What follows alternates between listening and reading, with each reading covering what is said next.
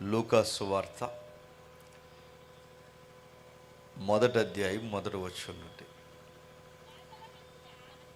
ఘనత వహించిన థెయోఫిలా, ప్రారంభము నుండి కన్నులారా చూసి వాక్య సేవకులైన మనకు అప్పగించిన ప్రకారం మన మధ్య నెరవేరిన కార్యముల గురించి వివరముగా రాయుటకు అనేకులు పూనుకొని ఉన్నారు గనక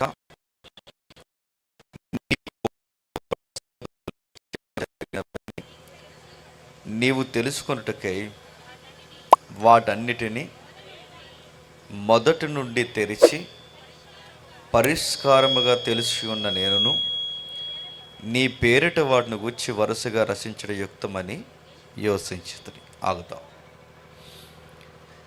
క్రిస్మస్ సందర్భాల్లో ఈ వాక్యాలు మనం చదువుతాం, కానీ ఆ వాక్యాల యొక్క అస్సలు అర్థాన్ని మనం గాలికొదిలేస్తాం. ముఖ్యంగా లూకా రాసిన మొదటి అధ్యాయాలు కానీ, మత్తయి గారు రాసిన ఆ మొదటి 2-3 అధ్యాయాలు కానీ కావలసిన వచనాలు చదువుకుని వదిలేసేవారే తప్ప దాని వెనకున్న నేపథ్యము, చరిత్రను మాత్రం ధ్యానించడంలో కాస్తంత వెనకడుగేసామని చెప్పాలి.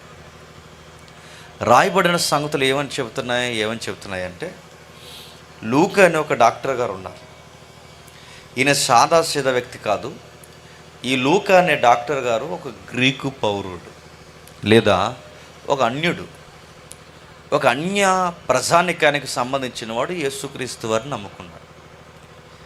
ఈ యేసుక్రీస్తు వారిని నమ్ముకున్న ఈయన చరిత్రతో యేసుక్రీస్తు వారిని ముడిపెట్టి సమాజానికి ఒక పుస్తకం, సాక్షార్థమైన ఒక పుస్తకం రాయాలనుకున్నాడు. ఆ పుస్తకం పేరు, మొదటి పుస్తకం లూకా అయితే, రెండవ పుస్తకం అపోస్తల కార్యం, మన బైబిల్ వరుసలో. అయితే ఈ చరిత్రను మనం ఎందుకు ధ్యానించాలంటే, లూకా గారు రాసిన విధానం చాలా విచిత్రంగా ఉంటుంది. ఆయన అంటాడు, ఘనత వహించిన థెయోఫిలా అన్నాడు. ఘనత వహించిన థెయోఫిలా అంటే ఈ పదము సాదాసీదగా ఎవరికి పడితే వాళ్ళకి వాడరండి. ఘనత అనే పదం ఎవరికి వాడతారంటే, రోమా ప్రభుత్వంలో అధికారులుగా ఉన్న వారికి మాత్రమే వాడతారు. మీకు బైబిల్ చదివి అలవాటు ఉంటే అపోస్తల కార్యంలో ఘనత వహించిన అగ్రిప్ప రాజా అని ఉంటుంది, ఘనత వహించిన ఫేస్తు అని ఉంటుంది. అంటే ఈ పదాలు ఎవరికి ఉపయోగిస్తారన్నమాట? రోమా ప్రభుత్వపు అధికారులకు ఉపయోగిస్తారు. ఇప్పుడు ఈయన ఈ పదాలు రాస్తున్నాడంటే ఒక ఆఫీసర్కి అడ్రస్ చేస్తూ ఈ సువార్త రాస్తున్నాడు. ఒక గవర్నమెంట్ అధికారికి లేదా ఒక ప్రభుత్వ అధికారికి అడ్రస్ చేస్తూ ఈ పుస్తకం రాస్తున్నాడు కనుక ఆయన ఇచ్చే డీటెయిల్స్ చాలా చాలా నిగూఢంగా మనకు అనిపిస్తాయి. ఏమని రాస్తున్నాడు? ప్రభుత్వం యొక్క పెత్తందారి కింద పేదలు నలిగిపోతున్న వేళ, ప్రభుత్వాల కింద పేదలు నలిగిపోతున్న వేళ, దేవుడు కడు పేదరికంలో కొట్టుమిట్టాడుతున్న వారి మీద తన మనస్సు ఉందని కేంద్రీకరించి పుస్తకం రాస్తున్నాడు. మరలా అంటే ప్రభుత్వం ఏం పరిపాలిస్తుంది ఆ రోజుల్లో? రోమా ప్రభుత్వం పరిపాలిస్తుంది. ఈ రోమా ప్రభుత్వం పరిపాలిస్తున్న టైంలో చాలామంది నలిగిపోతున్నారు. ఆ నలిగిపోతున్న టైంలో ఈ పుస్తకాన్ని రాస్తున్నాడు. దేవుడు ఒక విచిత్రమైన సంభాషణ మొదలుపెట్టాడు. ఏమని మొదలుపెట్టాడు? లూకా ద్వారా మొదలు పెడుతూ, ఈ సమాజంలో గుర్తింపు లేని, బాగా వినాలి, గుర్తింపు లేని కొన్ని పేద జీవితాలు ఉన్నాయి. అవి ముఖ్యంగా పల్లెటూరి దారిద్ర్య రేఖకు దిగువన బతుకుతున్న జీవితాలు. ఎవరున్నారండి పల్లెటూరులు అంటే? ఎలిజబెత్ అమ్మ ఒక పల్లెటూరు. అది ఎక్కడుందట? ఎక్కడో కొండసీమల్లో ఉన్నారట వాళ్ళు. రెండో వాళ్ళు ఎవరున్నారు? నజరేతులో ఒక పల్లెటూరు ఆడపిల్ల ఉంది, ఆమె పేరు మరియమ్మ. అంటే ఆమె పల్లెటూరు, ఈమె కూడా పల్లెటూరు. ఈ పల్లెటూరులో ప్రభుత్వం యొక్క రాజకీయానికి ఎదురు చెప్పలేని పేదోళ్ళు. ఈ పేదోళ్ళ మీద ప్రభుత్వం ఒత్తిడి చేస్తుంది. ఆ రోజుల్లో ఏమైందో ఏమనుకున్నారో తెలియదు, కానీ కొన్ని భయంకరమైన విషయాలు ఆ రోజుల్లో ప్రభుత్వం ప్రకటించింది. ఫస్ట్ సెన్సస్ తీసింది, అంటే లెక్కలు, జనాభా లెక్కలు తీశారట. జనాభా లెక్కలు ఎందుకు తీశారు? ఇల్లు లేనోడికి ఇల్లు ఇద్దాం, వాకులు లేనోడికి వాకులు ఇద్దాం, డబ్బులు లేనోడికి డబ్బులు ఇద్దామనా? ఎందుకు జనాభా లెక్కలు తీశారా? 2వ అధ్యాయం మొదలు పెడతాడు. ఎందుకు జనాభా లెక్కలు తీశారు, ఎందుకు జనాభా లెక్కలు తీశారు అంటే కారణం ఒకటే, లేనోడికి అన్నం పెడదామని కాదు.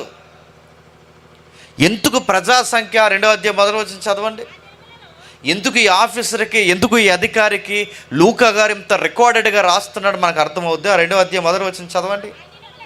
ఆ దినములలో సర్వలోకానికి ప్రజాసంఖ్య రాయవలనని కైసరు ఐగుస్తు వలన ఆజ్ఞాయను, ఇది అధిపతి అయి ఉన్నప్పుడు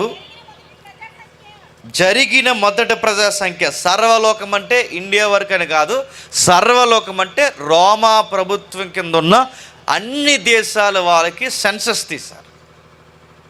మళ్ళీ అడుగుతున్నాను, జనాభా లెక్కలు అంటే జనాభా లెక్కల్ని లేదా ఈ లెక్కల్ని ఎందుకు తీసినట్టు? లేనోడికి అన్నం పెడదామని కాదు. సుమారు ఇప్పుడున్న ప్రజెంట్ జనాభా 800 కోట్లు దగ్గరగా. సుమారు ఇన్ని కోట్ల మంది జనాభా. ఇప్పుడు లెక్కలు తీస్తే మళ్ళీ లెక్కలు ఇప్పుడు వచ్చినాయి దగ్గరికి, మళ్ళీ లెక్కలు తీస్తే లెక్కలు మారిపోతాయి. ఇప్పుడు లెక్కలు తీస్తే లెక్కలు వేరే విధంగా వెళ్ళిపోతాయి. అయితే ఇప్పుడు అడుగుతున్నాను, ఇప్పుడున్న లెక్కలు కాదు, అనున్న లెక్కల విధానాలు కానీ తీరుతలు కానీ వేరు. ఆ రోజు లెక్కలు ఎందుకు తీశారంటే ట్యాక్స్ వసూలు చేయడానికి తీశారంట. ట్యాక్స్ అంటే పన్ను. అంటే ఇల్లు కట్టినందుకు పన్ను, పంట పండించినందుకు పన్ను, సొంత ఇల్లు ఉన్నందుకు పన్ను, వాళ్ళు ఏం చేసిన పన్ను, ఇంకా రోమన్ సిటిజన్షిప్ కలిగి ఉన్న వారికి ఒక పన్ను, లేని వారికి మరొక పన్ను, యూద మతానికి ఒక పన్ను, రోమీల సంస్కృతులు ఉన్నవారికి ఒక పన్ను. ఇలా ఎవరికి ఏ కేటగిరీలో ఉన్నవారు అందరికీ పన్ను వసూలు చేస్తున్నారు. రోమీల యొక్క పన్ను వసూలు చేసే విధానం చాలా గొడ్డుగా ఉంటుంది. జాలి, దయ, ఇక చిన్నోళ్ళు, పెద్దోళ్ళు, గర్భిణి, మామూలుగా ఉన్నవారు, వృద్ధులు ఇలాంటివి ఏం పట్టించుకోరండి. వాళ్ళకి డబ్బు కావాలి, ఆ డబ్బు వసూలు చేయడానికి ఎంత దూరమైన నడిపిస్తారు. మీరు చరిత్ర ఇంటికి వెళ్ళిన తర్వాత చదవండి.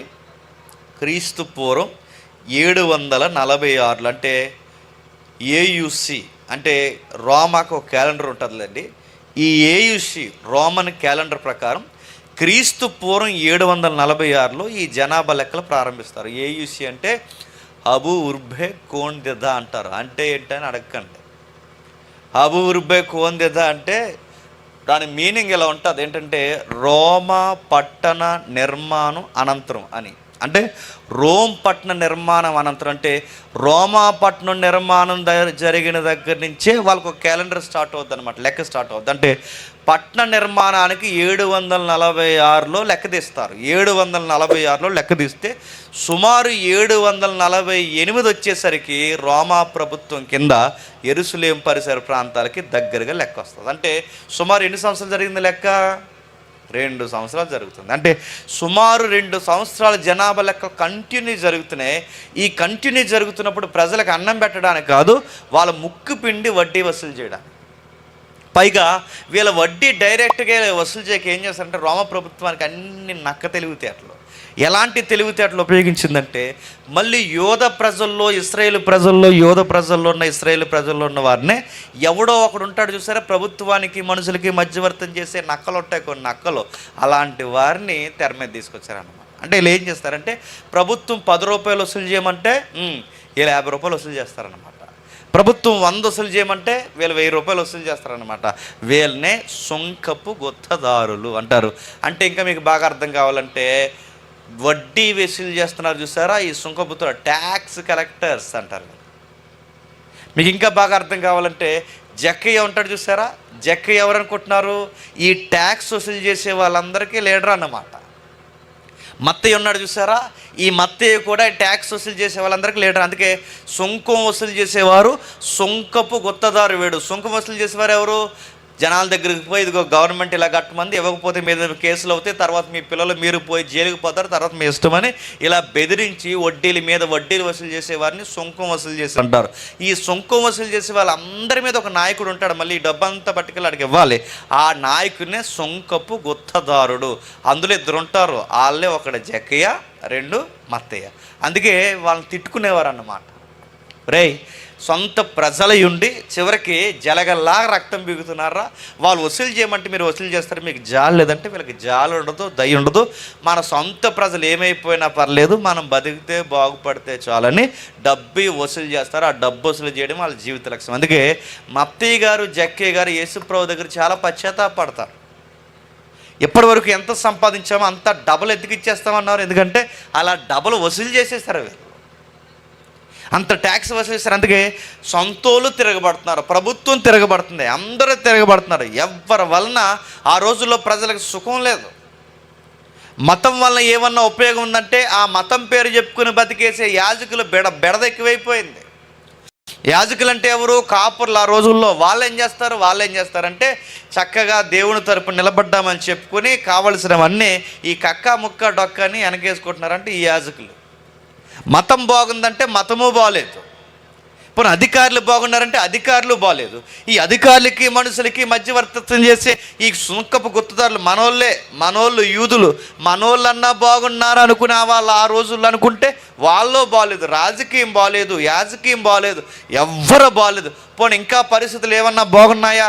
చిన్నోళ్ళు పెద్దోళ్ళు ఎందుకు చనిపోతున్నారో కూడా తెలియదు. గోపురాల పాటు చనిపోతున్నారు, రోగాలు వచ్చి చనిపోతున్నారు, అందరూ చనిపోతున్నారు. పరిస్థితులు ఘోరాతి ఘోరంగా మారిపోయాయి.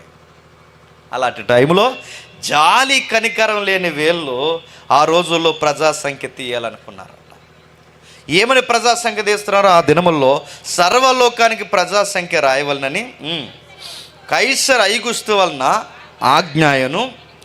ఇది కురేనియ ప్రదేశములో అధిపతి ఉన్నప్పుడు, కురేనియ సిరియా దేశమునకు అధిపతి ఉన్నప్పుడు జరిగిన మొదటి ప్రజాసంఖ్య.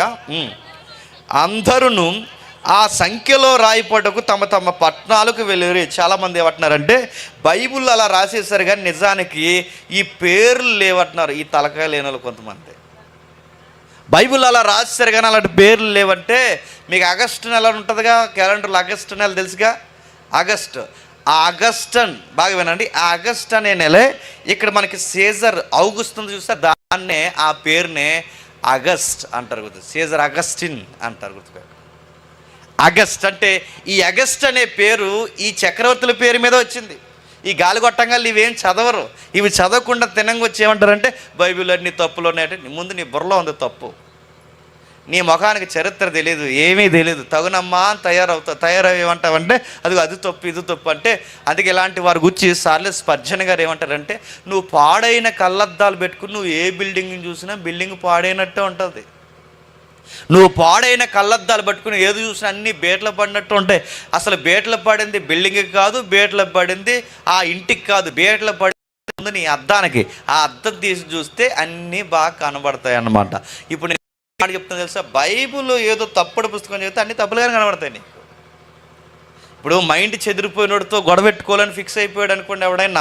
ఎవడన్నా మనతో గొడవ పెట్టుకోవాలని ఫిక్స్ అయిపోతే ఏంటి బాగున్నారని అడిగిన వచ్చినా గొడవే ఆడుతో.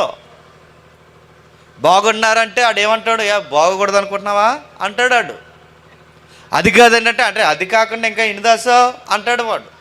సరే అలా కదండి అంటే ఇలా కదా ఇంకా ఏమనాలనుకుంటున్నావు. ఆడు ఫిక్స్ అయిపోయాడు మెంటల్గా గొడవ పెట్టుకోవాలని. అందుకే ఈ మెంటల్గా ప్రిపేర్ అయిపోయిన వాళ్ళతో బాగున్నారని అడిగినా గొడవే. బైబిల్లో తప్పులు ఉన్నాయని చదివితే గుర్తుపెట్టుకో, నీకు మంచి కూడా తప్పుగానే కనబడుతుంది. అంటే యేసుప్రభు పుట్టుకుని తప్పుగా చూపించాలనుకుని ఈ చరిత్రని వక్ర మార్గం పట్టించాలని ఇది కల్పిత పుస్తకం అనే ప్రయత్నం చేసి కొంతమంది ఏమన్నారంటే ఇది యేసుప్రభు పుట్టుక లేదు ఏమి లేదు అలా కల్పించేశారంటే, ఇలాంటి వాళ్ళు ఇలా అంటారని లూకా గారు చరిత్రతో ముడిపట్టి ఈ పుస్తకాన్ని రాశారు. అందుకే ఘనత వహించిన థెయోఫిల్ అంటే ఆ వర్డ్స్ చరిత్రలో ఉపయోగిస్తారు. 2 ఆ జనాభా లెక్కలు సెన్సస్ అనేది తీశారు. ఎవరి టైంలో? అగస్టస్ అనే టైంలో తీశారు. సీజర్ ఔగుస్తు ఏదైతే ఉందో అగస్టస్ అని ఆయన టైంలో తీశారు. అది మొదటి ప్రజా సంఖ్య. తీసినప్పుడు అందరిని పిలిచారు. జాలి దయ లేదు, అందరూ ఆ సంఖ్యలో రాయబడ్డకు తమ తమ పట్టణాలకు వెళ్ళారట. యోసేపు దావీదు వంశములోను గోత్రములోను పుట్టినవాడు గనక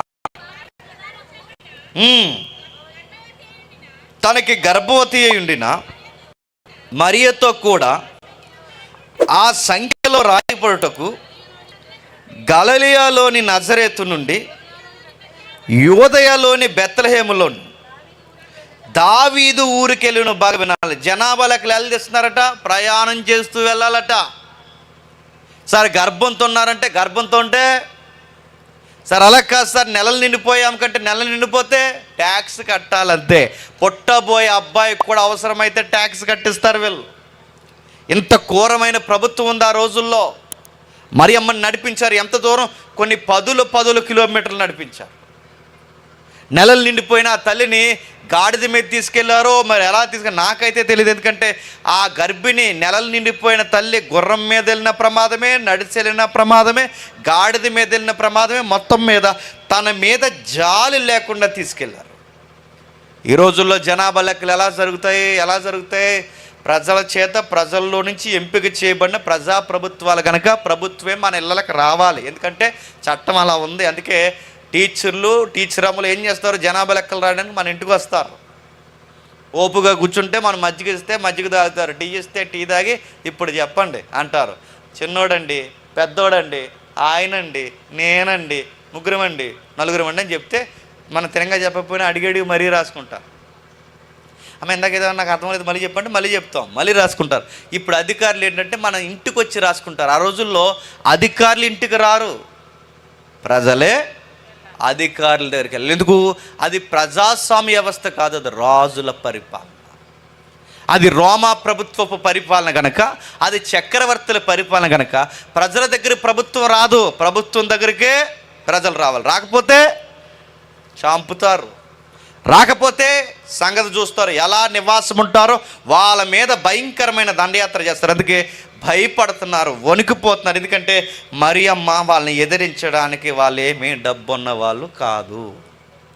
మరియమ్మ వాళ్ళకి ఎదురు నిలబడడానికి ఆమెకు డబ్బు ఏమీ లేదు, పేదరికంలో ఉంది, కడు పేదరికంలో జీవిస్తుంది. అందుకే ఆమె గర్భంతో ఉన్నప్పుడు ఆమె ఎదిరించలేక ఆమె వెళ్తుంది. చూడండి, యోసేపు దావీదు వంశములోను గోత్రములోను పుట్టినవాడు కనుక తనకి భారీగా ప్రదానం చేయబడిన గర్భవతి ఉండిన మరియతో కూడా సంఖ్యలో రాయబడటకు గలిలయలోని నజరేతు నుండి యోదయలోని బెత్లెహేము అనబడిన దావీదుకు ఊరికెళ్ళెను.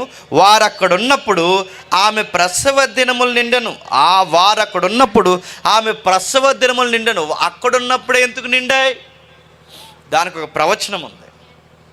దానికి ఒక మేక అని ఒక ప్రవక్త ఎప్పుడో డాక్యుమెంట్ రికార్డెడ్గా చెప్పాడు. ఇదిగో ఒకరోజు వస్తుంది, మెస్సయ్య గర్భంలో పడతాడు, ఆ పడిన వాడి అడ్రస్ మీరు గుర్తించండి, కన్యక గర్భవతి కుమారుని కంటే తన యెషయా డాక్యుమెంట్ చెప్తే దానికి రికార్డెడ్ మరింత ఇప్పులూకరంగా చెప్పిన డాక్యుమెంటే మీకా చెప్పాడు. మీకా ఏం చెప్పాడు? ఆ పుట్టబోయే ఆ మెస్సయ్య ఎక్కడ పుడతాడంటే ఎక్కడ పడితే అక్కడ కాదు, బెత్లెహేములో పుడతాడు. ఆ బెత్లెహేములో ఎక్కడ పుట్టాడో, కొంతమంది పాకలో పుట్టాడు అంటారు, కొంతమంది అక్కడ పుట్టాడు. అదేం కాదు, కానీ ఆయన బెత్లెహేములో ఎక్కడ పుట్టాడో మనకు తెలియదు. గుర్తుపెట్టుకోండి, ఎక్కడ పుట్టాడు లేదు, ఈదులో పుట్టాడో, ఎక్కడ పుట్టాడో, ప్రయాణంలో పుట్టాడో, మొత్తం మీద బెత్లెహేములో ఎక్కడో పుట్టాడు. ఎందుకంటే ఆ స్థలం అనేది దేవుడు పర్టికులర్గా మెన్షన్ చేయలేదు. చేస్తే ఏం చేస్తారు? భక్తులందరూ కలిసి స్థలానికి పూజ చేస్తారు. మనోళ్ళు ఓడి చెప్తే ఓడి చేస్తారు. మనోళ్ళు స్థలానికి పూజ చేస్తారు. స్థలానికి పూజ చేసే వాళ్ళు లేరు. సిగ్గుమాలిన విషయం ఏంటి చెప్పిన, ఆ యెరూషలేము పోయి ఆ మట్టి తెచ్చుకుని టీలో కలుపుకుని తాగుతారండి. ఇలాంటి పిచ్చి పనులన్నీ చేస్తారు చాలామంది. ఇంకా మీరు కొన్ని డెనామినేషన్స్ ఉన్నాయి చూడండి, ఎవరు ఆయన సీనియర్ దైవజనుడు ఆయన చనిపోతే ఆయన సమాధి తవ్వేశారు మొత్తం మీద నక్కల్లాగా. ఆ తవ్వేస్తే ఏడాదికో లారీ మట్టి వేస్తున్నారు మళ్ళీ. అరే ఇదేంటి? భక్తుల్ని గౌరవించవచ్చు, భక్తుల్ని ప్రేమించవచ్చు, భక్తులు వాళ్ళకి ఇవ్వాల్సిన గౌరవాన్ని ఇవ్వచ్చు. కానీ వాళ్ళ స్థలాలంటే వీళ్ళు ఎక్కడే భోజనం చేశారు, వీళ్ళు ఎక్కడే నడిచారు, ప్రభు ఎక్కడే పుట్టాడు, స్థలానికి మొక్కితే బయటోళ్ళకి నీకు తేడా లేదు, బయటోళ్ళు విగ్రహారాధనకి మన ఆరాధనకి తేడా లేదు. అసలు మన ఆరాధన ఆత్మతో సత్యముతో ఉండాలి. ఇప్పుడు వాళ్ళు ఎగిరే విధానాలు, వాళ్ళ గెంతే విధానాలు వాళ్ళకి మనకి తేడా లేదు. రాను మన వాళ్ళు కూడా ఎలా తయారవుతున్నారంటే వాళ్ళ ఎగురులాట్లాగే మన ఎగురులాట్లు ఉన్నాయి. వాళ్ళ దేవుని ఊరేగిస్తున్నప్పుడు ఆ యొక్క ఆకారాల ముందు, ఆ సంబరాల ముందు ఎగురుతారు చూసారా, వాళ్ళకి అది తగును. ఎందుకంటే వాళ్ళ సంస్కృతులు అలా ఉన్నాయి, అది వాళ్ళకి తగును, వాళ్ళు అలా ఎగురారంటే అర్థం ఉంది. కానీ ఈరోజు చాలామందిని మీరు గమనించండి, యేసు ప్రభు పేరు మీద ఎగిరేంత ఆప్షన్ బైబిల్ ఇచ్చిందా? యేసు ప్రభు పేరు మీద తాగి తందనాలాడే అవకాశం ఉందా? యేసు ప్రభు పేరు మీద అసలు ఇలాంటి సౌలభ్యం, ఇదిగో డ్యాన్స్ లేసిన ఎక్కడన్నా ఉందా? ఎక్కడా మనకు కనబడదు. అందుకే యేసుప్రభు పేరు మీద డ్యాన్స్ చేస్తే కుదరదని డ్యాన్స్ బేబీ డ్యాన్స్ ఎవరి పేరు మీద మొదలెట్టారు తెలుసా? క్రిస్మస్ తాతని తీసుకొచ్చారు. నడుతున్నాను, ఆయన మంచోడేనండి. ఆ క్రిస్మస్ తాత ఎవరైతే ఉన్నారో ఆయన మంచోడే, కానీ ఆయన పేరు అడ్డు పెట్టుకుని ఎగురుతున్నారే ఈ తాగుబోతే వ్యవహారాలు, వాళ్ళే సన్నాసిగాళ్ళు. నేను మళ్ళీ చెప్తున్నా, పనికి మాలలో నడుతున్నారు. మనకు గౌరవం ఉంది. చిన్నపిల్లలు వేసారంటే ఒక అర్థం ఉంది, వాళ్ళు మాట్లాడితే ఒక అర్థం ఉంది, వాళ్ళు వాక్యాలు చెప్పారంటే ఒక అర్థం ఉంది. నేను అడుగుతాను, ఈరోజు అర్థాలు ఏమున్నాయండి? మొన్న ఎవడో ఒక నాటిక వేశారు, ఆ నాటిక ఒక అర్థవంతంగా ఉండేది. ఒకప్పుడు నాటికలు యోసేపు, మరియమ్మ, గొర్రెల కాపర్లు, జ్ఞానులు. ఆ రోజుల్లో చదువులు లేవు కనుక ఆ చదువులు లేని వారికి అలా నాటికలు వేస్తే ఇలా బలయ్యారా, ఇలా ఇబ్బంది పడ్డారని చదువు లేని వారు బైబిల్ స్టోరీ నాటకం చూసి నేర్చుకునేవారు. ఈ మధ్య వాళ్ళు ఎవరో మరి ఆ ఏ రోజున ఏం చేశారు చెప్పడానికి, నిలువుటంగి దొరకలేదని నైటీ వేసేసారండి. ఆ నైటీ వేసి వెనకాల సున్నీ గడేస్తుంటే అడుగుతున్నా, ఏమో కామెడీ షోనా? క్రిస్మస్ అనే పర్వదినాలు, యేసుక్రీస్తు పుట్టుక అనేది ఎంత ఎంత బరువున్న సబ్జెక్ట్ అండి. ఆ సబ్జెక్ట్ని చెప్పడంలో చరిత్ర ముడిపడి ఉన్న కొన్ని బరువైన విషయాలు ఉన్నాయి, అవి చెప్పట్లేదు. ఎడవళ్ళు ఎక్కువైపోతున్నాయి, ఈ పనికి మాలిన పనులు ఎక్కువైపోతున్నాయి, దేవునికి ఆయాసకరమైన పనులు ఎక్కువవుతున్నాయి. ఇప్పుడు ఉన్నానండి, ఇక్కడ నిలబడ్డాను, చక్కగా వాక్యం వివరిస్తున్నాను, మీరు వింటున్నారుగా. ఇలా వాక్యం చెప్తే దేవుడు సంతోషించడా? వాక్యం చెప్తే పరలోకమందు దేవునికి మహిమ కలగదా? ఈ వాక్యం చెప్తే సమాధానం లేని వారికి భూమి మీద సమాధానం దొరకదా? జీవితాల్లో ఒక అర్థం పరమార్థం ఉండదా? ఇది లేదు. ఎంటర్టైన్మెంట్ ప్రోగ్రామ్స్ ఎక్కువ అవుతున్నాయి, దేవునికి ఆయాసకరమైన ప్రోగ్రామ్. ఇక్కడ చూడండి, బైబిల్ చదువుతుంటే అసూలు బాసింది ఒక తల్లి. మరియమ్మ ఇబ్బంది పడింది. మరియమ్మకి ఇలా ఎవరిస్తే ఆడెవడో వీడియో చేసాడానికి మళ్ళీ చెప్తున్నాను, అసలు బైబిల్లో ఎక్కడైనా సందడి, బైబిల్లో ఎక్కడైనా ఆ భయంకరమైన ఈరోజు జరుగుతున్న ఈ భయంకరమైన ఇలాంటి విన్యాసాలు ఆ రోజున ఎక్కడున్నాయి? ఉన్నాయని అడిగితే ఉన్నాయంటే ఎక్కడున్నాయి? మరియమ్మకి ఆయాసము, దుఃఖము, నీడుందా కనడానికి? ఆమె కనడానికి కనీసం ఆమెకి నీడుందా? ఎక్కడ కన్నాదో, ఎవరున్నారో కనీసం చూడ్డానికి. నేను ఇలా అంటున్నానండి, మరొక స్త్రీ ఉందా సహాయం చేయడానికి? మరొక స్త్రీ ఉందా? సాటి పురుషుడు తప్ప ఏమీ లేదు ఆమెకి. మొదటి తల్లికి ఆమెకే లేదు క్రిస్మస్లో ఆనందం, మొదటి తల్లి ఆమెకే లేదు. ఇదిగో ఈ రోజున్న సంబరాలు, ఈ రోజున్న సంబరాలు ఎంత బాధపడిందో, ఎంత ఇబ్బంది పడిందో, ఎంత కష్టపడిందో. ఆ 4వ వచనం చదవండి. యోసేపు దావీదు వంశంలోను, తమ్ముడు అమ్మాయికి తగ్గించి, నాకు రివర్స్ వస్తుంది, గోత్రములోను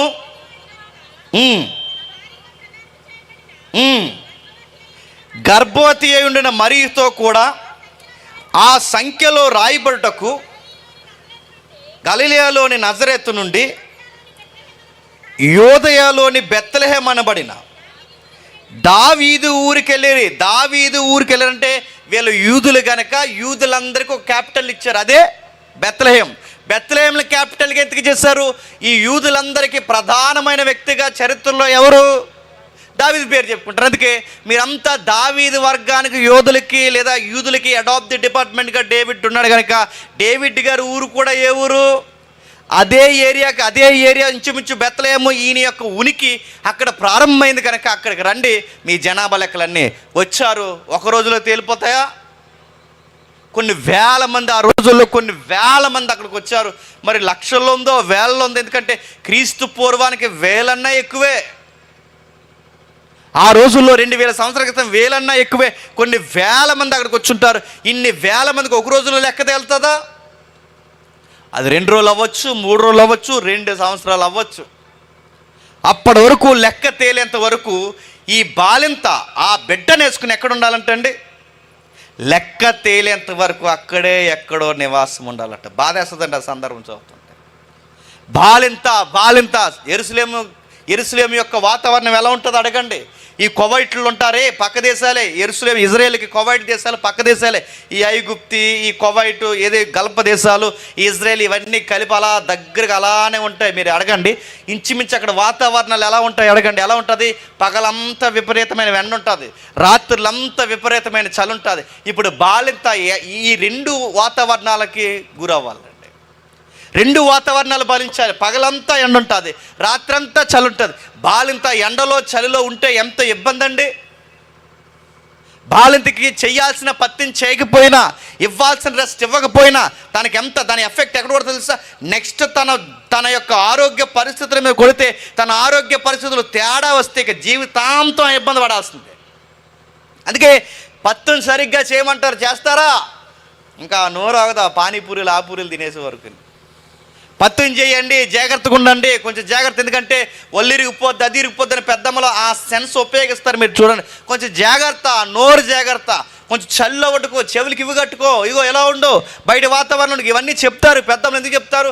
దీని ఎఫెక్ట్ ఎప్పుడు పడుతుందంటే నీ ఆరోగ్యం తర్వాత తిరగబడిపోద్ది, జాగ్రత్త అని చెప్తారు. మరియమ్మకి అడుగుతున్నాను, ఆమె సత్రంలో ఆమెకి స్థలం దొరకలేదట. సత్రాలంటే ఏంటి? సత్రాలంటే మనం ఇండియాలో ఉన్నాం కనుక సత్రాలంటే ఏమనుకుంటామంటే రోడ్డు మీద ఎలా ప్రయాణం చేస్తున్న పక్కన ఉంటాయి చూసారు, అవి అనుకుంటాం. సత్రాలంటే అవి కాదు. సత్రాలంటే ఏంటంటే ఇప్పుడు వీళ్ళకి సెన్సస్ తీస్తున్నారు, జనాభా లెక్కలు తీస్తున్నారు.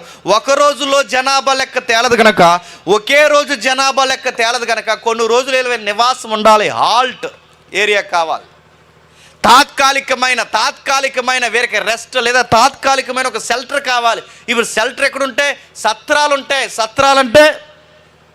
సత్రాలంటే తాత్కాలికంగా రెంటెస్కి ఇచ్చే హౌసెస్ ఉంటాయంట ఆ రోజుల్లో. లేదా కొంచెం పెద్ద మేకపోతే గాంభీర్యం, పెద్ద మనిషి తత్వం, పేరు ప్రఖ్యాతలు ఏమైనా ఉపయోగిస్తే ఆ రోజుల్లో ఫ్రీగా హౌస్ దొరుకుతుందట.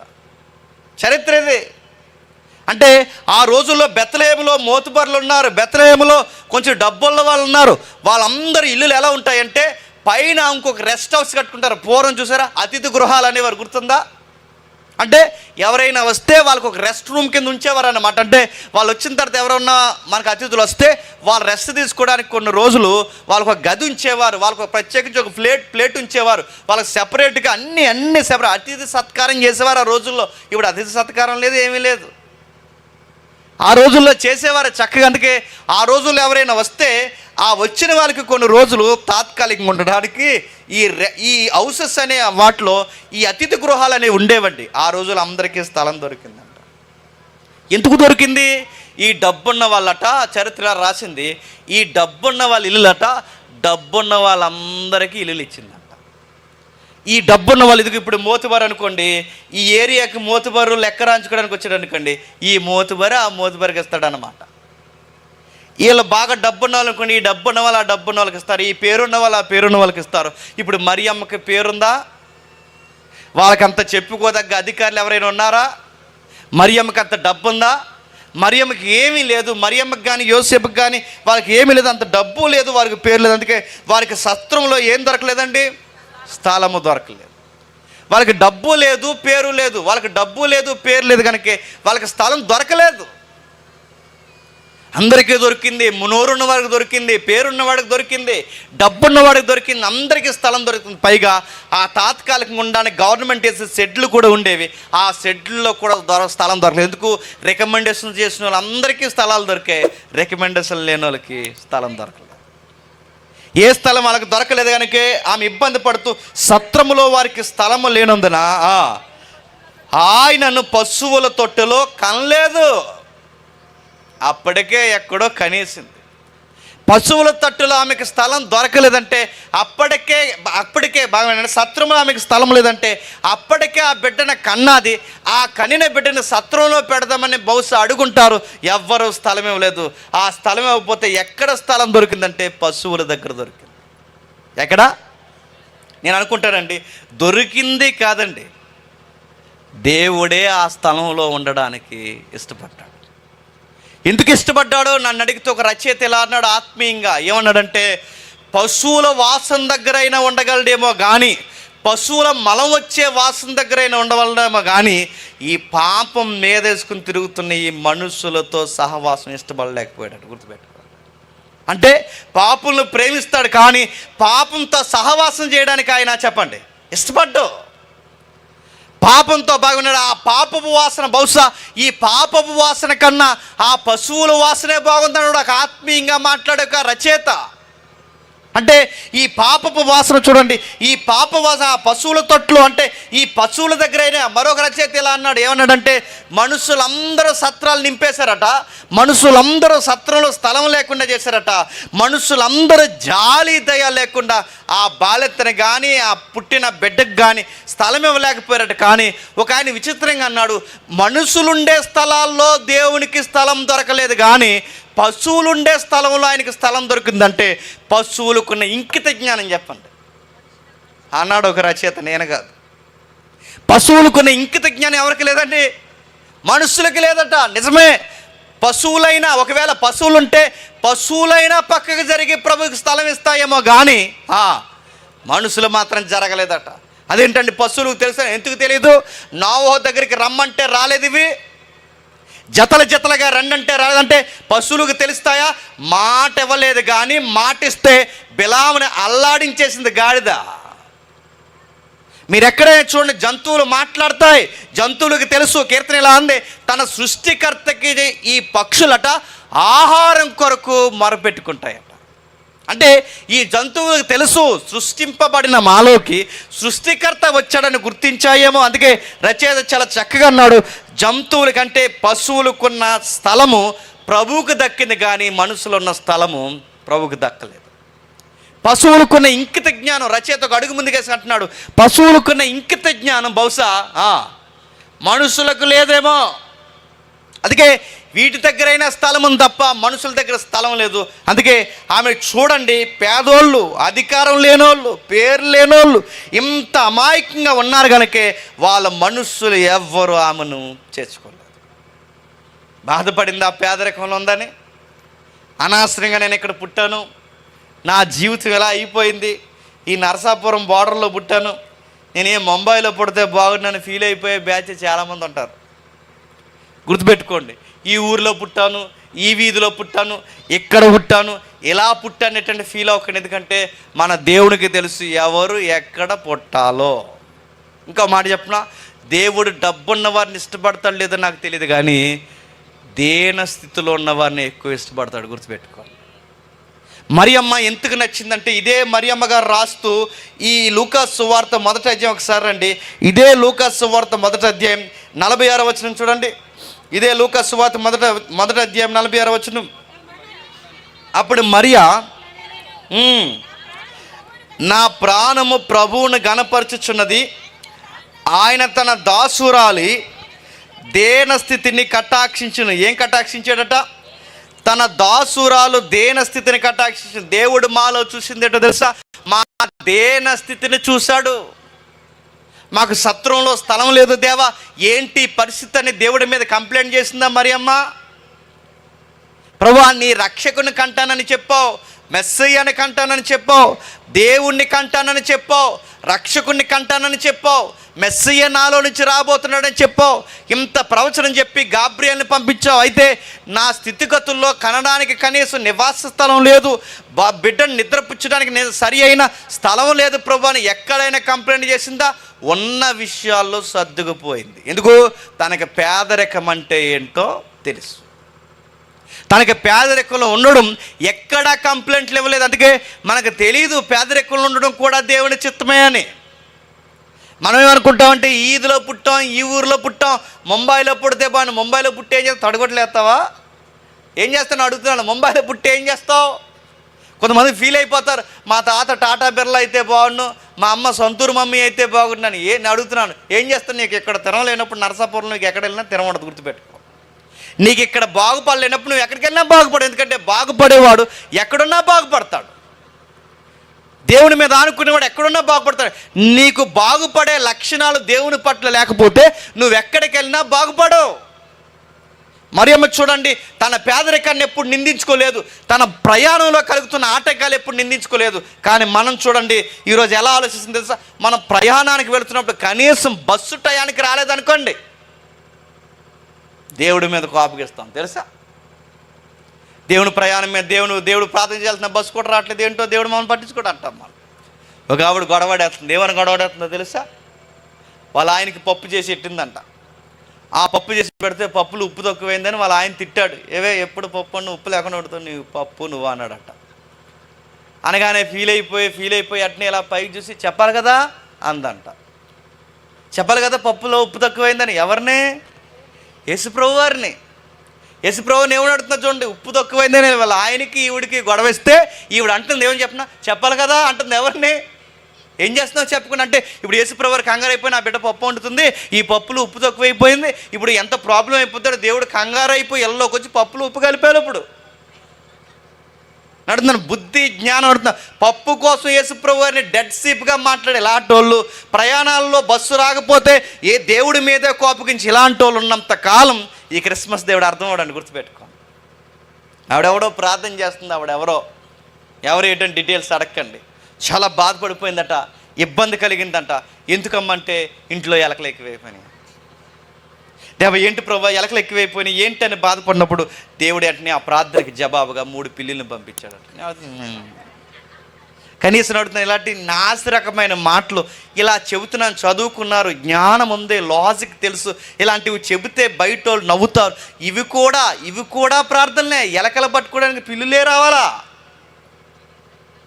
మరొక ఆవిడ అంటుంది, వీళ్ళు పెద్దోళ్ళండి, పేర్లు చెప్పట్లేదు అందుకే, ఎందుకంటే ఏడుస్తారు చెప్తే. కనీసం మీరు వింటున్నప్పుడు కొంచెం జ్ఞానం కలిగి వింటారని నేను చెప్తున్నాను. చిన్న చిన్న విషయాలకి ఏదో పెద్ద ప్రార్థనా జవాబులుగా చెప్తున్నారు. అసలు మరియమ్మకి ఇన్ని కష్టాలు ఉన్నాయి, ఎక్కడైనా కంప్లైంట్ చేసిందా? ఎక్కడైనా ఏంటి ప్రభా నీ రక్షకుని మోస్తుంటే నాకు ఇబ్బందులు ఏంటి, నాకు స్థలం లేదు, నివాసం లేదు, ఈ ప్రయాణంలో సుఖం లేదు, కనీసం గౌరవం లేదు, ఏంటి ఈ పరిస్థితిని ఎక్కడైనా తల్లి అన్నాదా? కంప్లైంట్ చేసిందా? నేను రక్షకుని మోయడానికి నాకు ఇన్ని అవమానాలను ఎక్కడైనా అందా? తల దించుకుని మోసింది పేదరికాన్ని కూడా, అవమానాలకు కూడా తల దించుకుని మోసింది. ఆ మొదటి క్రిస్మస్ ఆ పేదరాలు, ఆ పల్లెటూరు అమ్మాయి తల దించుకుని మోసింది. మరొక ఆవిడ ప్రార్థన చేస్తుంది, చూసారు లేదో చీపురెట్టుకుని దురుతుందంట, చేయి నొప్పి వచ్చేసిందంట. చీపురెట్టుకుని దురుస్తుంటే చేయి నొప్పి వచ్చేస్తుందట, చీపురెట్టుకు దురుస్తుంటే చేయి నొప్పి వచ్చేస్తుంది. అప్పుడు అందట ఏడ్సయ్యా ఏంటయ్యా చేయి నొప్పి వచ్చేస్తుంది, నాకు ఇలా చేయి నొప్పి వచ్చేస్తే ఎలా ప్రభా, చెయ్యి అంతా రెడ్డిస్గా అయిపోయిందని ఫీల్ అయిందంట ఈ సిస్టరు. అప్పుడు యేసయ్యకి ప్రార్థన చేస్తున్నాడు. దేవుడు మాట్లాడాడు చీపురు దగ్గరే. దేవుడు మాట్లాడు ఏమని, నీకు చెయ్యి ఎందుకు నొప్పి వస్తుందంటే, నా కుమారి నీకు చెయ్యి ఎందుకు నొప్పి వస్తుందంటే, నువ్వు చీపురు చివరెట్టుకున్నావు కనుక నీకు చెయ్యి నొప్పి వస్తుంది, చీపురుకు మొదలెట్టుకో అని చెప్పాడట. మీకు చెప్తున్నాడు, మీకు చీపుర్ల కోసం చెప్తాడు, పిల్లుల కోసం చెప్తాడు, పప్పులు ఉప్పు కోసం చెప్తాడు. నీకు ఇన్ని చెప్పి నేను మరియమ్మకి అడుగుతున్నాను, అలాగెళ్ళకమ్మా నీకు సత్రంలో స్థలం ఉందని చెప్పలేదు. గుర్తుపెట్టుకోండి, నీకు చెప్పి నీ దేవుడు ఇవిడికి ఎందుకు చెప్పట్లేదు? ఆమెకు ఒకే ఒక్కసారి వార్త, నువ్వు గర్భవతి అవుతావు, ఇక అసూలు బాయాలంతే, క్రైస్తవుడైనందుకు బాధ అనుభవించాలంతే, క్రీస్తుని అంగీకరించినందుకు శ్రమ అనుభవించాలంతే. ప్రతి దానికి గుర్తుపెట్టుకోండి, ఆకాశం నుంచి ఇంత పొడవు చెయ్యొచ్చి నువ్వు బాధపడకనదో గుర్తుపెట్టుకోండి. బైబిల్ అలా చెప్పట్లేదు. బైబిల్ ఒక నాణ్యమైన భక్తిని, విశ్వాసాన్ని చెప్తుంది. మన వాళ్ళు అర్థం చేసుకోవడంలో విఫలమవుతున్నారు. ఆ తల్లి బాధపడుతుంది చూడండి, ఎంత బాధపడినా, ఎంత నలిగిపోయినా, దేవా ఏంటి పరిస్థితిని అడిగిందా? పశువుల తొట్లో నిద్రపోవడం ఏంటండి? అధికారిని ఎదిరించలేకపోయింది. ఇప్పుడు నేను గర్భవతి, నేను అలా వస్తాను అనలేకపోయింది. అతను కూడా అడగలేకపోయాడు. ఇంత కష్టాలు అనుభవిస్తూ నా బిడ్డ నేను ఈ చలిలో ఎండకి రాత్రి పగలు ఇంత నలిగిపోవాలని అడగలేకపోయారు. ఎందుకంటే వాళ్ళ ప్రభుత్వాన్ని ఎదిరించలేని పేదోళ్ళు, అంటే ఈ చేతగాని పేదోళ్ళ మీద ఎవరి మనసు ఉందో తెలుసా? ఈ క్రిస్మస్ దేవుని మనసు ఉందో గుర్తుపెట్టుకోండి. దేవుడు ఎవరిని గుర్తిస్తారు ఈ క్రిస్మస్లు అంటే? హడావుడిగా డ్రెస్సులు వేసుకున్న వారిని, హడావుడిగా తెల్లలింగిలు నల్ల సొక్కలు వేసుకుంటున్నారు. ఈ మధ్య ఈ తెల్లలింగిలు నల్ల సొక్కాలు కట్టుకుని హ్యాపీ క్రిస్మస్, మేరీ క్రిస్మస్ తిరుగుతున్నారు చూసారు. ఈ కేరళ బ్యాచ్ నడుతున్నారు, ఏదో పెద్ద కేరళలో పుట్టినట్టు. ఈ తెల్లలింగీలు నల్ల సొక్కాలు వేసుకుని తిరుగుతున్నారు చూసారు. ఇలాంటి వాళ్ళని చూడండి, హడావుడిగా తిరుగుతున్నారే, చేతుల్లో బైబిల్ లేకుండా తిరుగుతారు క్రిస్మస్ పేరు మీద. కొంతమంది బ్యాచ్ ఉంటారు, చేతుల్లో బైబిల్ ఉండదు, వాక్యం తెలియదు, ఏం వినరు. ఇలా వాక్యం చెప్తుంటే కనీసం వినరు. ఇలా టోడి వైపు అసలు చూడండి యేసు ప్రభు. హడావుడిగా తిరుగుతుంటారు చూస్తారు. హడావుడిగా అక్కడ తిరుగుతారు, ఇక్కడ తిరుగుతారు, ఎలా తిరుగుతారు, అలా తిరుగుతారు, అదంటారు, ఇదంటారు. ఈ క్రిస్మస్ వాళ్ళకి ఒక పండగ. 18 అడుగులు కేక్ తెచ్చారంటే ఎందుకు? పడుకోండి అందరు కలిసి అందు మీద. ఈ కేకులు నడుతున్నాయి, ఈ కేకులు తెచ్చుకుని, ఈ స్టార్లు తెచ్చుకుని ఇవన్నీ అడవడాడు తిరుగుతారు. ఇలా టోల్ మీద ఉంటుందండి మనసు. పెద్ద పెద్ద స్టార్లు కట్టి లగ్జరీ లైటింగ్ పెట్టి లోపల ఫాగ్స్ వదులుతుంటారు చూసారా. అలా పొగ అలాగ వస్తుంటే యేసయ్య కొరకు పాటలు పాడుతూ, బెత్లెహేమ్ అనే పాట పాడుతూ, సంధాన పాట పాడి ఎగురుతున్నారు చూసారా. ఈ మధ్య కొంతమంది సిగ్గులేక నేను కావాలని అంటున్నాను, ఎందుకంటే నేను తిట్టుకున్న పర్లేదు అంటున్నాను కావాలని. ఎందుకంటే మన క్రైస్తవ నెక్స్ట్ జనరేషన్ మారాలి. మనోళ్ళు కొంతమంది అయినా బాగుపడాలని తిట్టుకునే పర్లేదు. ఎందుకంటే క్రైస్తవ బిడ్డలే కాదు, దైవజనుల బిడ్డలు సిగ్గులేని డ్యాన్సులు వేస్తున్నారు. వయసు వచ్చిన ఆడపిల్లలు, వయసులో చిన్నపిల్లలు వేసినా పర్లేదు, వీళ్ళు డ్యాన్సులు వేస్తున్నారు. ఆ ఇన్స్టాగ్రామ్లో ఉంది ఆవిడ, ఎవరు అసలు సిగ్గుండదండి ఆవిడకి. ఎవరో తెలియలేదు, సరిగ్గా ఊరు మీటింగ్కి వెళ్ళాలి, అక్కడే ఉందని నాకు తెలియాలి. డైరెక్ట్గా మైక్ ఆవిడకే. ఇంకా అది కనీసం దైవజనరాలు కుమార్తెవి దైవజనరాలు లేదా దైవజనుడు ఆమె కుమార్తెవి ఈ సోషల్ మీడియాలో ఆ అర్ధనగ్గర నుంచి అలా వేయచ్చా? ఇలాంటి వాళ్ళని దేవుడు చూడండి. ఈ స్టార్లు అడవులు కొంతమంది మాట్లాడుకుంటారు, ఏమని తెలుసా, అరే ఈ సంవత్సరం మనం చాలా గట్టిగా చేయాలి క్రిస్మస్ అన్నారట. గట్టిగా అంటే చెప్పినా వాళ్ళకన్నా పెద్ద స్టార్ కట్టేయడమే గట్టిగా చేయడం. వాళ్ళకన్నా పెద్ద స్టార్ కట్టేయాలి, వాళ్ళకన్నా పెద్దగా అడవుడు పెట్టాలి, వాళ్ళకన్నా పెద్ద లైటింగ్ పెట్టాలి, ఇది గట్టిగా చేయండి. ఈ గట్టిగా చేసే బ్యాచ్ వైపు చూడ్డు, వీళ్ళ వైపు చూడ్డు. సూట్లు బూట్లు వేసుకుని వీళ్ళ వైపు చూడండి. ఎవరి వైపు చూస్తారు చెప్పినా, పెద్ద పెద్ద దేవాలయాల దగ్గర ఎక్కడెక్కడ ఎంత సందడిగా ఇలాంటి జనాల మధ్య ఎక్కడో దేవుడిని గుండెల్లో పెట్టుకుని వేసుకోవడానికి సరైన బట్ట లేకుండా, తినడానికి సరైన తిండి లేకుండా, దేవుడి మీద ఆనుకొని బిక్కు అని బతికే పేదోళ్ళు ఉంటారు చూసారా. ఆ మెట్ల దగ్గర కూర్చుని అడుక్కుని ఉంటారు చూసారా. అలాంటి వారి మీద ఉంటుందండి ఈ క్రిస్మస్ దేవుడి మనసు. గుర్తుపెట్టుకోండి. కక్క ముక్క డొక్క తినేసి బావని వెళ్ళిపోయే వాళ్ళు మన మీద ఉండదు మనసు. అనే మన మీద ఉండదు మనసు. ఎవరి మీద ఉంటుంది? అసలు బిర్యానీ అంటే ఏంటో ఏడాది పొడవులో ఒక్కసారి కూడా తినలేని పేదోళ్ళు ఉంటారే, వాళ్ళ మీద ఉంటుంది మనసు. సద్దన్నం బాగా వినండి, సద్దన్నాన్ని పాసన్నాన్ని పరమన్నంలా తింటారే, కనీసం దేవుడిని ఒక్క మాట కూడా అనకుండా వాళ్ళ మీద ఉంటుంది మనసు. దేవుడి మనసు ఎవరి మీద ఉంటుంది? పేదరికంలో ఉన్న ఒక్క మాట కూడా అనరు. దేవా ఏంటి పేదరికం అని ఒక్క మాట కూడా అడగరు చూసారా, వాళ్ళ మీద ఉంటుంది మనసు. హడావుడిగా తిరిగే వారి మీద ఉంటుందండి.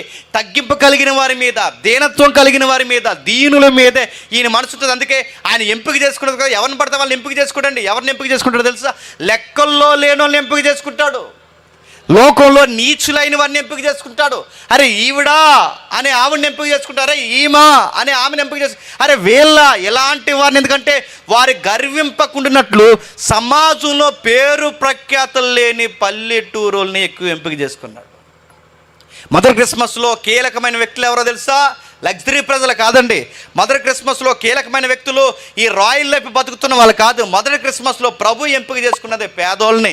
అక్కడ ఎలిజబెత్ ఒక పేదరాలు, ఇక్కడ మరియమ్మ ఒక పల్లెటూరు పిల్ల. వీళ్ళకి అధికారం లేదు, పేరు లేదు. ఆ పుట్టిన కుర్రోడికి కనీసం బలి అర్పిద్దామంటే ఆ బలి పశువు కొనడానికి కనీసం డబ్బులు లేవు వాళ్ళకి. మరి ఏం కొన్నది?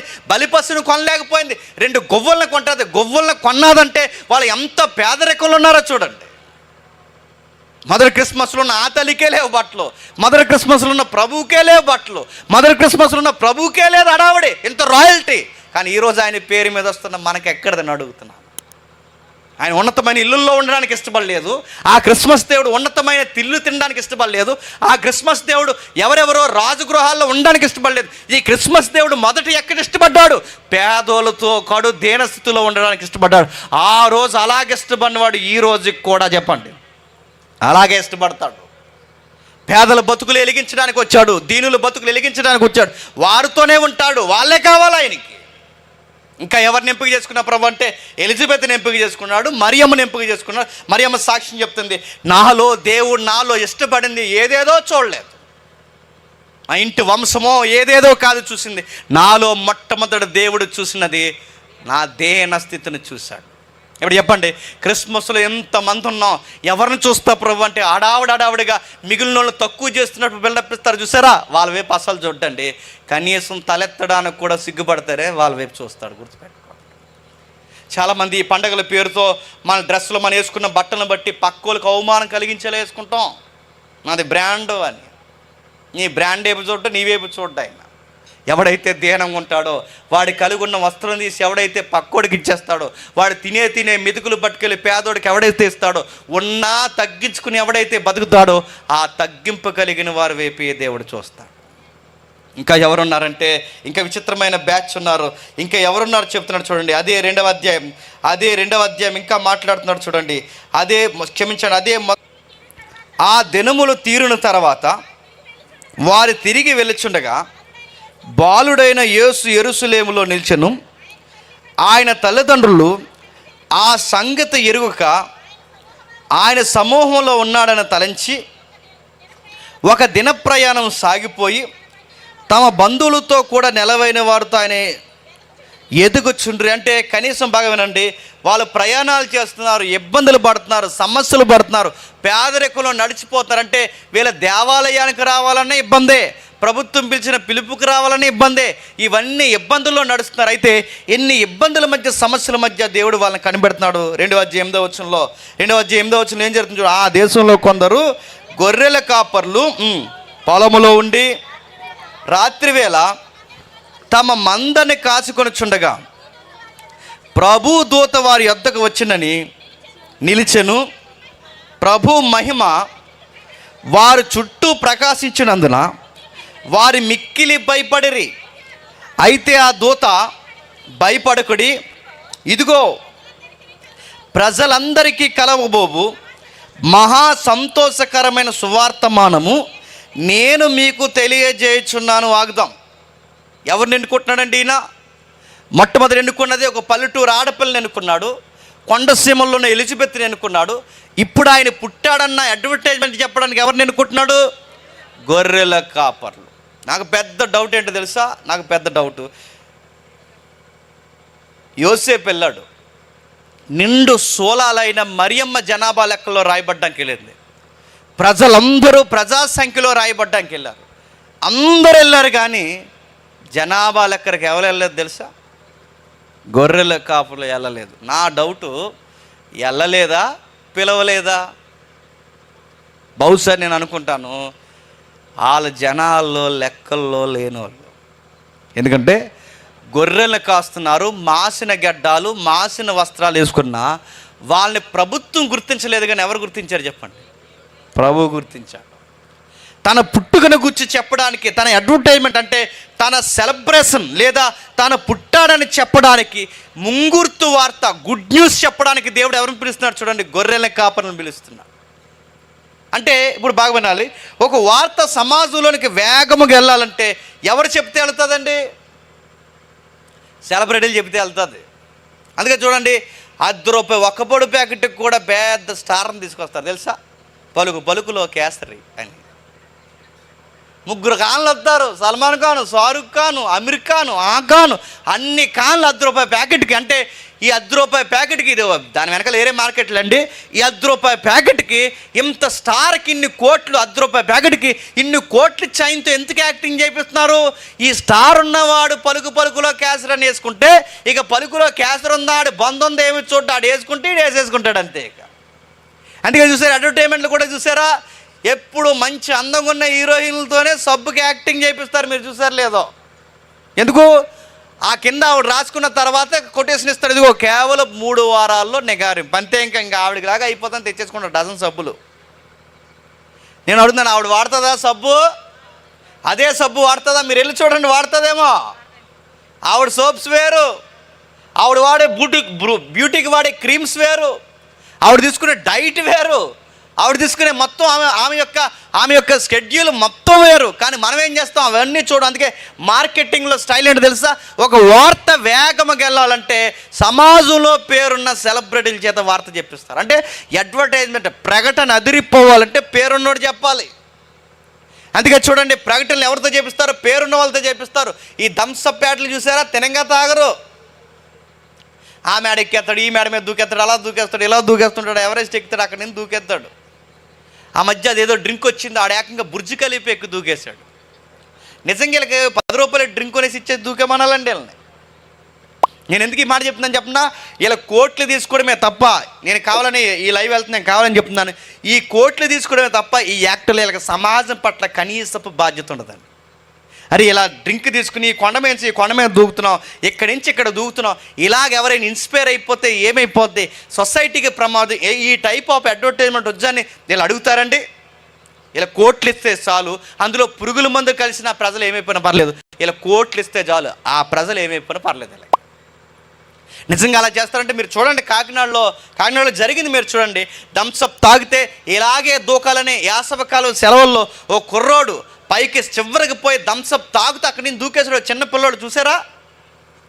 వీళ్ళకి సమాజం పట్ల బాధ్యత ఉండదండి. ఈరోజు అన్ని దొంగ అడ్వర్టైజ్మెంట్లకు అందరూ చూడండి, కొంతమంది ఉన్నతమైన వ్యక్తిత్వం కలిగిన వారు ఉన్నారు, వాళ్ళు యాక్ట్ చేయరు. ఎందుకంటే ఇది సమాజాన్ని మోసగించేదైతే మేము యాక్టింగ్ చేయమండి అని చెప్పారు. మంచోళ్ళు ఉన్నారు, సమాజం పట్ల స్పృహ కలిగిన వారు కొంతమంది ఉన్నారు, వాళ్ళకి డబ్బు ఉంటే చాలు చెడ్డ వార్తనని చెప్తారు, అది కైనా అయినా చెప్తారు, అది పానపరకైనా చెప్తారు, అది ఏది చేయమన్నా చెప్తారు. సెలబ్రిటీలు ఏది చెబితే కింద ఉన్న వాళ్ళు అది చేస్తారు. అందుకే చూడండి, వాళ్ళు సిరిగిపోయిన బట్టలు వేసుకున్నారు అనుకోండి, ఇంక తినకుండా బట్టలు వేసుకోరు మన వాళ్ళు. క్రిస్మస్కి కూడా సిరిగిపోయిన బట్టలు వేసుకొస్తారు. మీరు చూడండి, కావాలంటే వాళ్ళు సిరిగిపోయిన బట్టలు వేసుకుంటారు. వాళ్ళు ఏదో ఒక వంకరగా నడుతారు అనుకోండి, ఈడు వంకరగా నడుతాడు. ఎవడని అడగండి నన్ను, ఆడు ఎలా నడుతాడు, ఆడు ఎలా ఎడతాడు, ఎలా వేస్తాడు, ఎలా బట్టలు వేసుకుంటే అన్నీ నడుపుతాను. వాళ్ళు ఎలా చేస్తుంటే ఈ సినిమా ప్రభావం అండి. ఈ మధ్యకాలం చూసారు, ఎక్కడ లేనంత నరుకులాట ఎక్కువైపోయింది. మీరు చూసారు లేదు? ఎందుకు నరుక్కుంటున్నారు చెప్పనా? ఈ సమాజానికి ఈ నరుక్కునే విధానాన్ని ఎక్కువ చూపిస్తున్నారు. అందుకే అక్కడ చూసి ఇలా నరికితే హీరోయిజం అనుకుని బయటకు వచ్చి కూడా నరుక్కుంటున్నారు. నరికేయడమే హీరోయిజం అనుకుంటున్నారు. అందుకే సమాజంలో ఈ సెలబ్రిటీలు ఏది చేస్తే అది చెడ్డ వార్త అయినా మంచి వార్త అయినా త్వరగా వెళుతుంది. అందుకే దేవుడు ఎవరిని ఎంపిక చేసుకున్నాడు? ప్రభుత్వాధికారులను కాదు. దేవుడు ఎవరిని ఎంపిక చేసుకున్నారు? గనులను కాదు, అధికారులను కాదు. దేవుడు ఎంపిక చేసుకున్నది ఎవరు అంటే మాసిన వస్త్రాలతో మాసిపోయిన గడ్డాలు వేసుకుని గొర్రెలు కాసుకుంటున్న వీళ్ళు వెళ్ళి వార్త చెబితే ఎవరైనా వింటారా? కానీ దేవుడికి వాళ్ళే కావాలి. ఎందుకంటే నేను మళ్ళీ చెప్తున్నాను, ఈ క్రిస్మస్ దేవుడు మొదటి క్రిస్మస్లో ఎవరిని ఎంపిక చేశాడంటే పేదోళ్ళని. ఎవరిని? పేదోళ్ళని. ఈ పేదోళ్ళే కావాలి. అక్కడ పల్లెటూరు పిల్ల కావాలి, అక్కడ ఎక్కడో కొండ కోనసీమల్లో ఉన్న ఆ ఎలిజబెత్ కావాలి, ఇక్కడ గొర్రెల కాపర్లకు కావాలి. ఎందుకు ప్రభువా ఏళ్ళని ఎంపిక చేస్తామంటే ఆ కొరింథీ పత్రికలో చెప్తున్నాడు. ఒకసారి చూడండి, మొదటి కొరింథీ పత్రిక మొదటి అధ్యాయం, త్వరగా మొదటి కొరింథీ పత్రిక మొదటి అధ్యాయం 26వ వచనం చూడండి. మొదటి కొరింథీ పత్రిక మొదటి అధ్యాయం 26వ వచనం.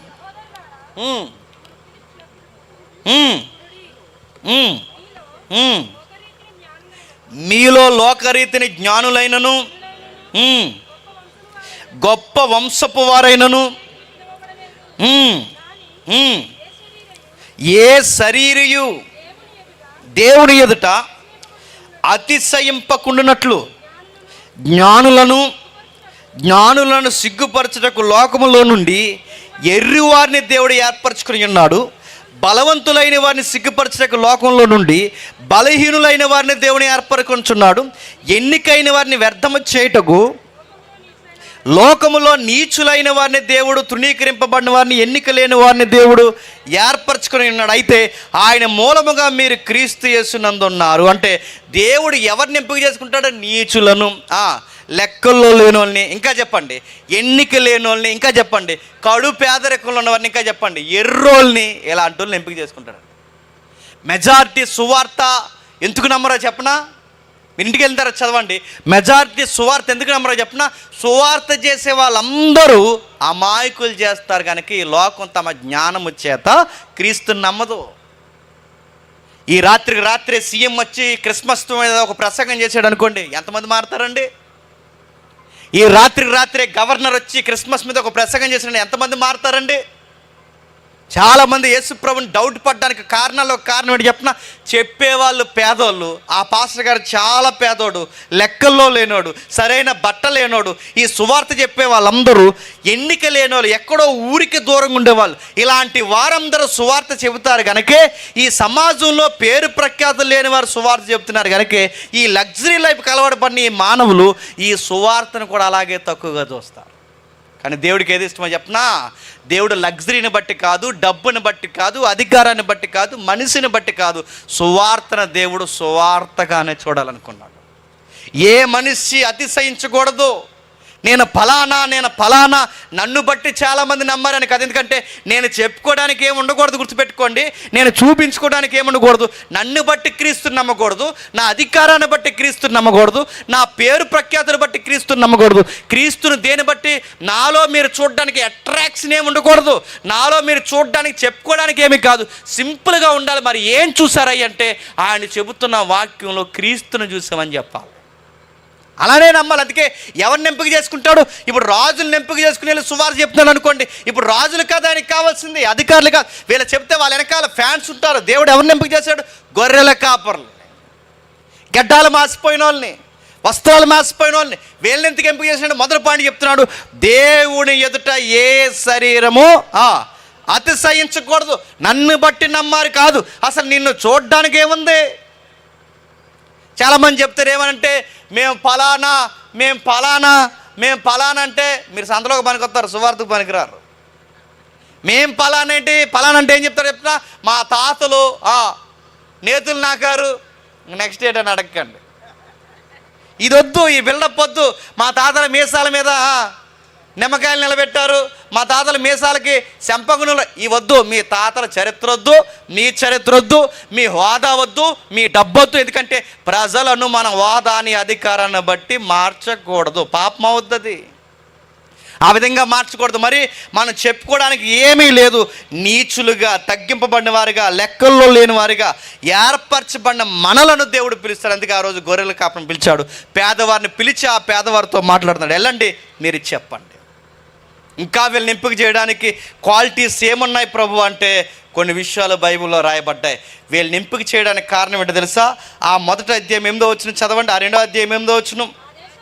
ఆ దేశములో కొందరు గొర్రెల కాపర్లు పొలములో ఉండి ఎక్కడుండి? పొలములో ఉండి. ఏ టైంకు ఉండి?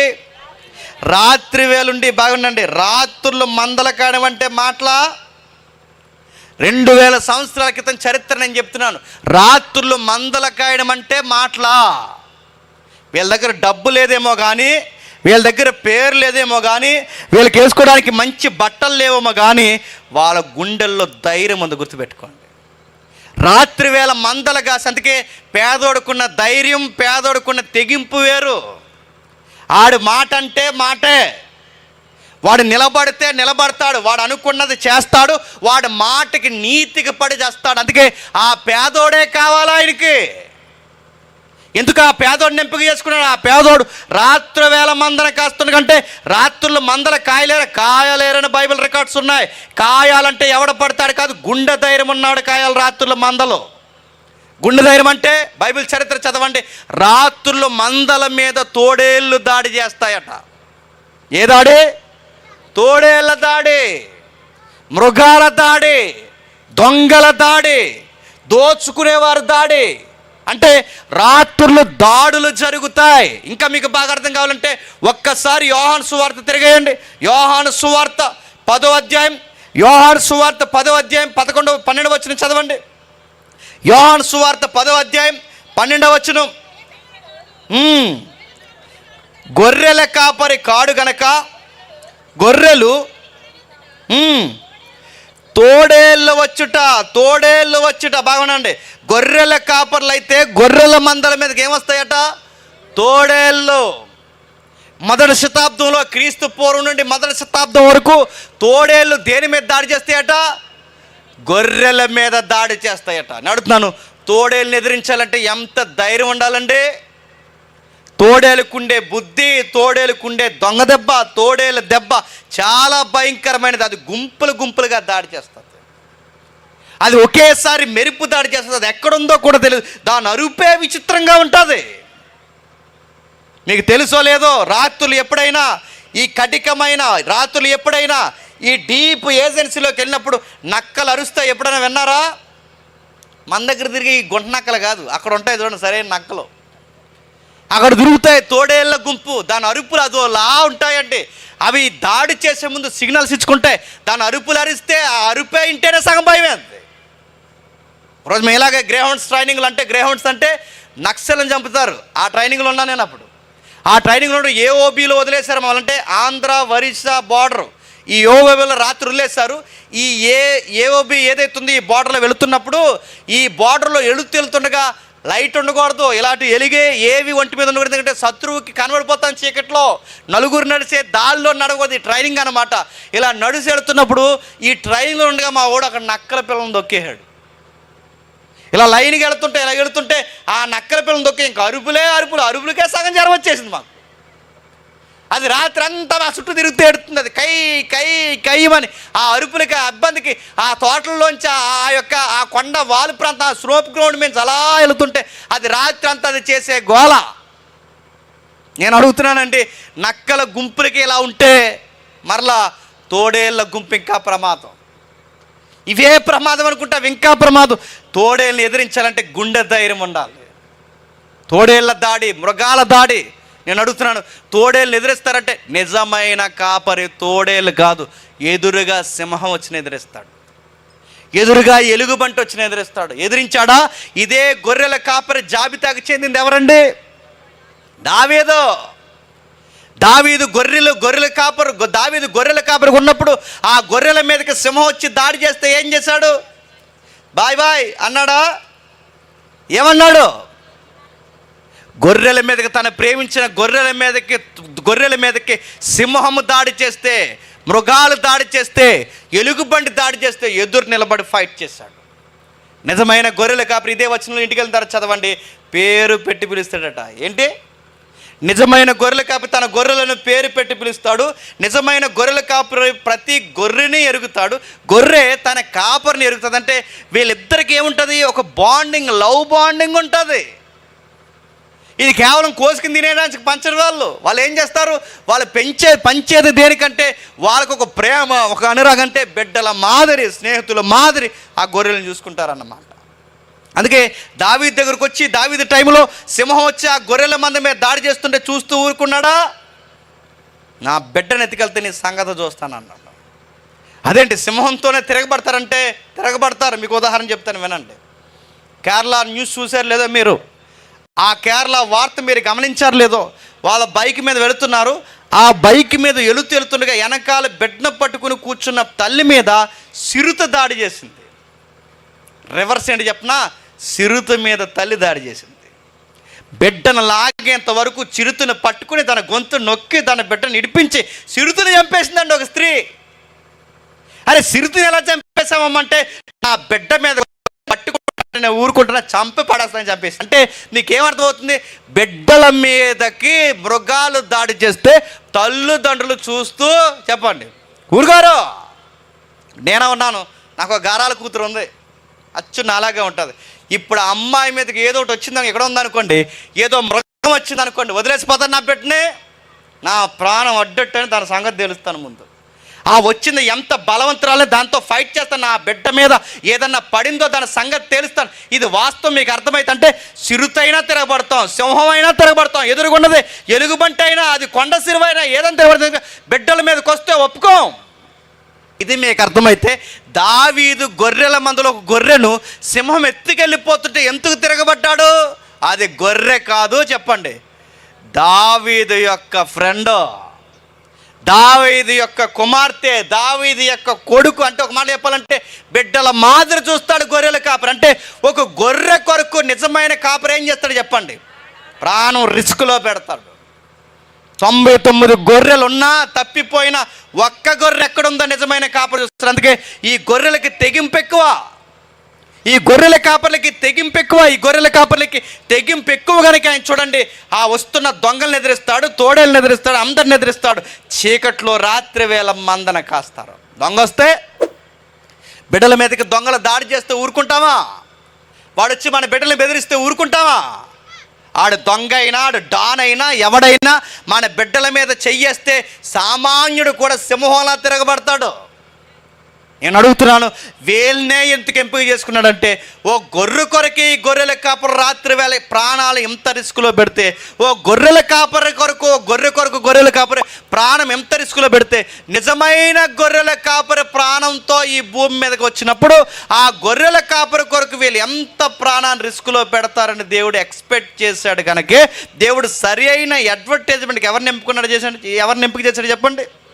గొర్రెల కాపరిని. ఒక సామాన్యమైన గొర్రె కొరకే వీళ్ళ ప్రాణం పెడితే ఇప్పుడు గొర్రెల కాపరి భూమి మీదకి వచ్చాడు. నిజమైన కాపరి భూమి మీదకి వచ్చాడంటే ఒక గొర్రె పిల్ల కొరకే ప్రాణం పెడితే ఇప్పుడు నిజమైన కాపరి శిశువుగా ఉన్నప్పుడు ఒక సామాన్యమైన గొర్రె కొరకే వీళ్ళ ప్రాణాన్ని రిస్కులో పెడితే ఇప్పుడు ఈ నిజమైన కాపరి కొరకు ఎంత దూరమైన ప్రకటించడానికి వెళ్తారు. డబ్బున్నవాడు వాడు డబ్బు పోతాదేమని సువార్త చేయడు. అధికారం ఉన్నవాడు వాడు ఉద్యోగం ఏమైపోతుందేమని సువార్త చేయడు. సంసారం ఉన్నవాడు సంసారం ఇబ్బంది అయిపోద్దేమని సువార్త చేయడు. కానీ ఎవడు సువార్త చేస్తాడు తెలుసా? కాపర్ని, తనను ప్రేమించిన కాపర్ని ఎవడైతే ప్రేమిస్తాడో, తిరిగి ఎవడైతే జవాబిస్తాడో వాడు తన ఉద్యోగం కన్నా, అధికారం కన్నా, డబ్బు కన్నా, తన ప్రాణం కన్నా ప్రభుని ఎక్కువ ప్రేమించినవాడు బయటికి పోయి సువార్త చెబుతాడు. అందుకే గొర్రెల కాపర్ని దేవుడు ఎందుకు ఎంపిక చేసుకున్నాడో ఆ 10వ వచనం పైన 11వ వచనం చూడండి. దావీదు పట్టణమందు నేడు రక్షకుడు మీ కొరకు పుట్టి ఉన్నాడని ఆ దేవదూత చెప్పాను. ఆయన ప్రభు అయిన క్రీస్తు ఆయన చెబుతూ 17వ వచనంలో మాట్లాడటం చూడండి. వారు చూసి ఈ శిశువుని గురించి తమతో చెప్పబడిన మాటలు ప్రచారము చేసిరి. ఏం చేశారట? ఏం చేస్తారు చెప్పండి? సువార్త చేశారట. నేను అడుగుతున్నాను, ఈరోజు సువార్త చేసే వేదికలు ఉన్నాయా?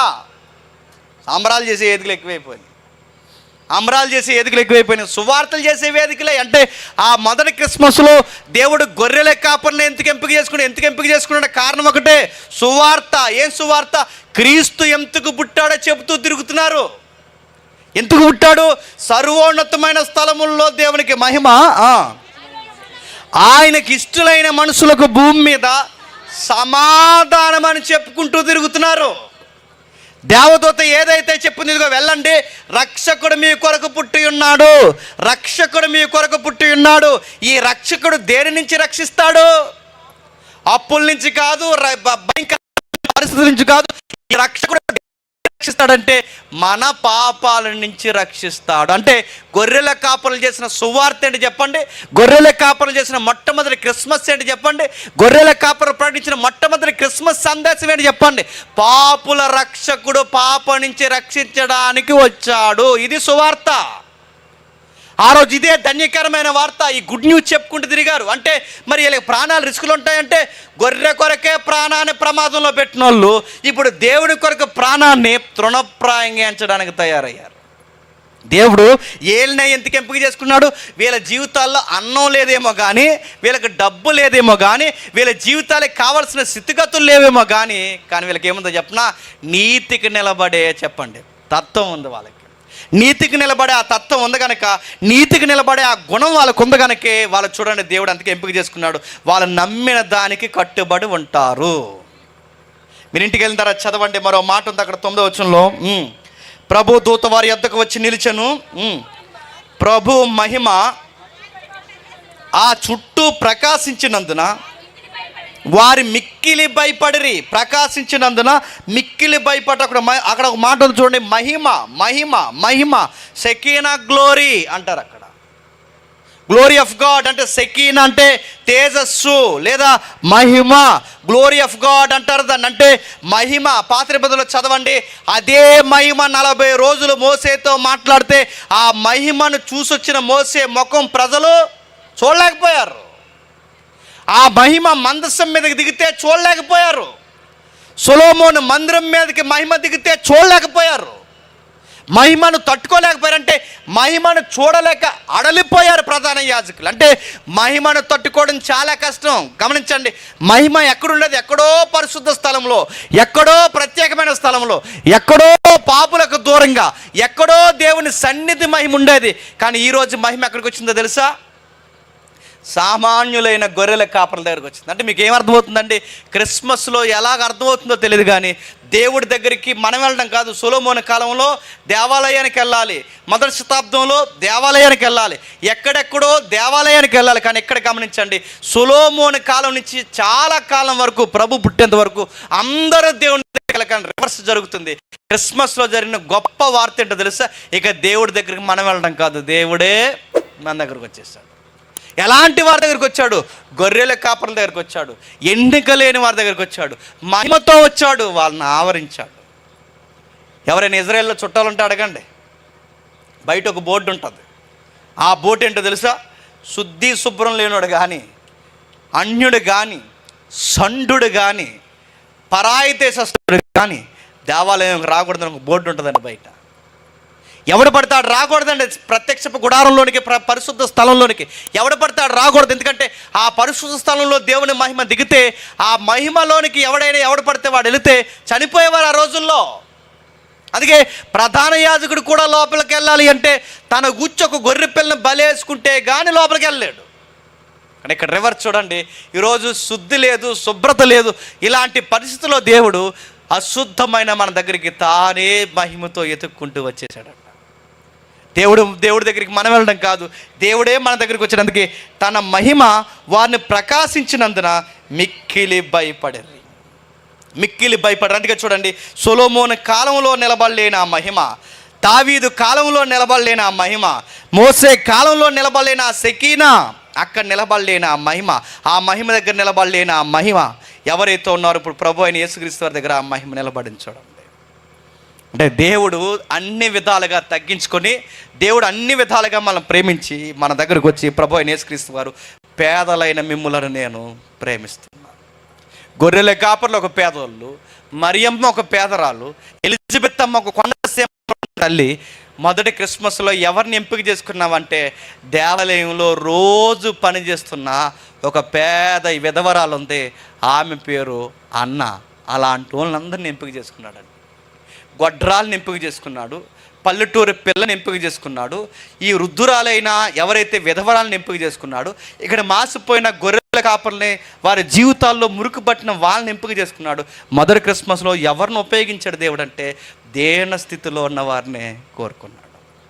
ఇప్పుడు కూడా నీకు ఇష్టమైన వారు ఎవరు ప్రభు అని అడిగితే దేవుడు అంటాడు, ఎన్నిక లేని వారే నాకు కావాలంటాడు. అందుకే చూడండి, శిష్యుల్లో మెజారిటీ ఏ పౌలు లాంటి వారు పక్కన పెట్టండి, కానీ శిష్యుల్లో శిష్యులు ఎలాంటి వాళ్ళు చెప్పినా చేపలు పట్టేవాళ్ళండి. అలాంటి వాళ్ళని ఎంపిక చేసుకున్నాడు. కడు పేదరికంలో ఉన్న వారిని ఎంపిక చేసుకున్నాడండి. ఈ దేవుడు ఎప్పుడు ఎవరికి కావాలంటే ఆ తగ్గింపు కోరుకున్న వాళ్ళనే కోరుకుంటాడు ఆయన.